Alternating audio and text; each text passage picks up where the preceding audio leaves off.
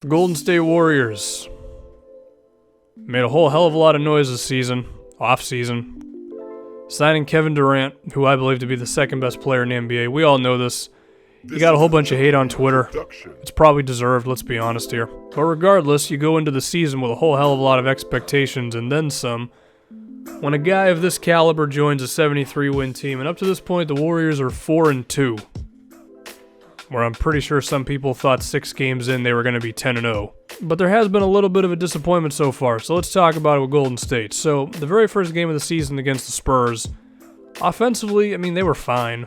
I thought Klay Thompson missed some open shots that he usually makes, and I figured, Klay's going to be alright. He hasn't been alright. It's 6 games, and Klay Thompson's one of the worst players in the NBA.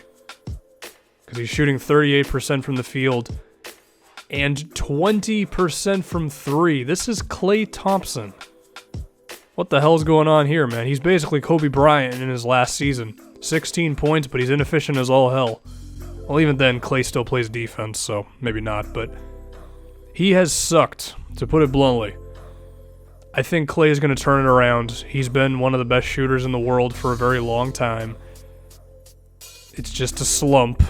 Now, granted, guys like Klay usually don't go on slumps, and they're usually not 6 games in length. But, I mean, you have to assume he's going to turn around. He's Klay friggin' Thompson. He has been getting his shots, they just haven't been going in.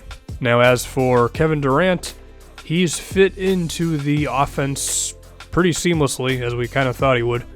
I was watching the Lakers highlights again, and Durant, I mean, if you look at the way he scored in that game, it was just through Warriors basketball. Like, there was one time when Pachulia was in the post and Durant just cut inside at the right moment and got an easy 2 points. There was another time where it was just a backdoor cut on the perimeter with, again, Zaza at the top of the key. Another time, Durant, he was around the top of the key again. He gave it up to someone on the right-hand side. Draymond set a quick little screen for him. Durant backed up and he had enough space to hit a three-pointer. Stuff like that we just didn't really see from him in Oklahoma City because they didn't have the personnel. They also didn't really have the game plan to do that kind of stuff. He has not dribbled the ball as much with the Warriors, which I think shows why his assists are a little down. But that's okay because he's scoring 30% on 60% shooting, which is stupid. He's also shooting 43% from 3.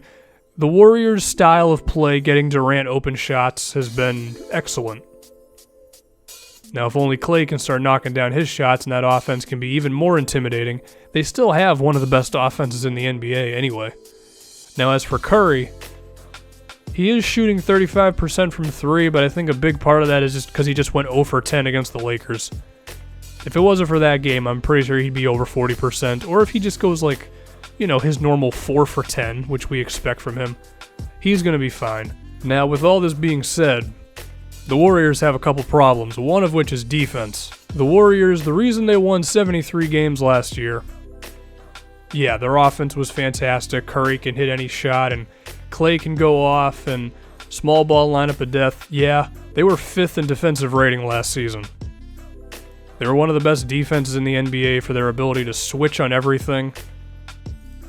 And between their shooting guard and their power forward, as well as Iguodala coming off the bench still, their ability to switch is still there. I mean, Durant's a really good defender. Draymond's one of the best in the league. Klay is one of the better ones in the league. And Iguodala's locked down as they come. But that center position, man. You went from Andrew Bogut, who was damn good as a rim protector, to Zaza. Now, Zaza is nice from an energy standpoint. Offensively, he's going to give you everything Bogut gave you. He'll grab maybe more offensive rebounds than Bogut did. And if you just watch the Warriors last season or previous seasons, Bogut was a defensive presence. I mean, if you have all those perimeter guys who can switch all the time, even if you manage to get through those guys, then you got to meet Andrew Bogut at the rim. I mean, that's really tough. Now with Zaza, it's just a weakness for them. And the funny thing is, well, it's not funny, but it's a thing. If I look at the guys on the Warriors who are actually playing minutes, like more than 15 minutes a game right now, Zaza is the only big man.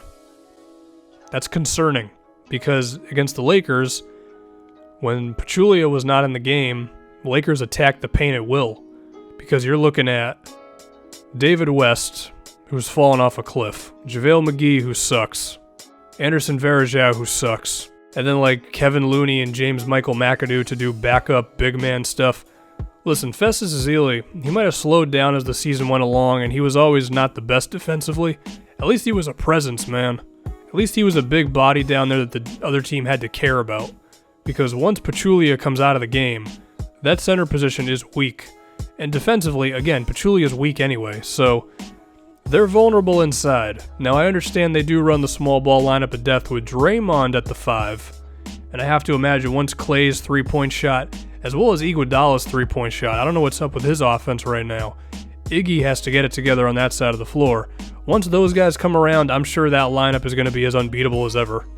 Although I am a little concerned with Iguodala because throughout his career, he's been so up and down with his shooting.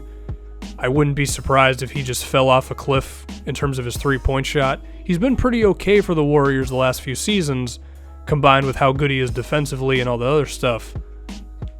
But if this is the time when Iguodala can't shoot anymore, it's a hell of a time for it to happen. So yeah, they're vulnerable up front. Could there be a trade that they could make? I mean, I've seen some people say that they should get Nerlens Noel. I don't know how the hell you get him, unless the Sixers want Pat McCaw, but I don't think he's shown enough to be worth Nerlens Noel. You're just going to have to find some diamond in the rough. Maybe JaVale McGee becomes Denver Nuggets JaVale McGee again. Which even then, he wasn't great defensively. He was just a good shot blocker for like 20 minutes a game. But hey, you'll take it. Or maybe there's someone in free agency that I don't feel like looking up at the moment. You're going to have to find somebody because Pachulia is not the rim protector you need, and then the second unit big men are just not cutting it at the moment. Now, as far as the bench as a whole, Livingston is still doing this thing at the backup point guard. Iguodala is still really good defensively. It's just a matter of if his offense can come around and he can hit an open jumper. Ian Clark has done a nice job replacing Barbosa. He's a three-point shooter for him, so I think he's fine. And maybe if Patrick McCaw can get into the rotation, I don't know. I mean, I know he made a lot of headlines in preseason and all that. This is a team trying to win the finals. He's not going to get a lot of minutes during the year. So their lack of a big man off the bench makes them just vulnerable inside, but also just defensively overall. Like, there were some times against the Lakers where things that just didn't used to happen with the Warriors just kind of happened. Like, there was a moment where someone was in the corner. I don't remember who it was. They got there through a pick and roll, and it was like Curry and Klay. I think they were supposed to switch, or Klay thought they were supposed to switch, or whatever. It ended up with a wide open shooter, which before you're like, the Warriors don't mess up like that on defense. At least normally they don't. And there's just times like that. Like, you go through that Lakers highlight game, it's like just bad communication, guys being a step too slow. Hell, even Draymond had some defensive moments of like, what the hell? Just stuff you don't expect from them. They're just going to have to clean that stuff up. I'm sure they can. I mean, they've built a reputation of being a fantastic defensive team that can defend multiple positions and switch on screens and stuff.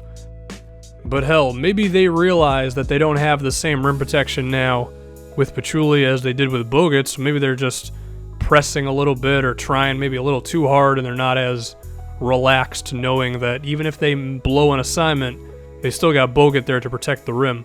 But also, when you have a really good defensive center, you can funnel potential drivers to him to stop them, inside the paint. So it creates a little bit more of a luxury as a perimeter defender, but if that inside presence sucks, then you can't really do that. But even then, I expect them to be good defensively. But if an opportunity comes to acquire a defensive center, they better jump on it. Besides that, I mean, hopefully Klay can just start making his threes. Draymond's efficiency also hasn't been good. Durant has fit in beautifully. Iguodala's got to start hitting some jumpers. So not the perfect 6-game start that we would expect from these guys, but I think they'll be all right.